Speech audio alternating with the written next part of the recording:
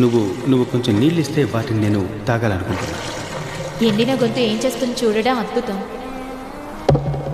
నేను మీకు అపవిత్రాలను కాదా? ఈ పాత్రను బట్టి మీరు అపవిత్రం అవ్వరా? నేను ఎవరో నీకు తెలుసు ఉంటే దాహమునికి ఇమ్మని నువ్వు నన్ను అడుగుతావు. నిజంగా నేను నీకు జీవజలం ఇస్తాను.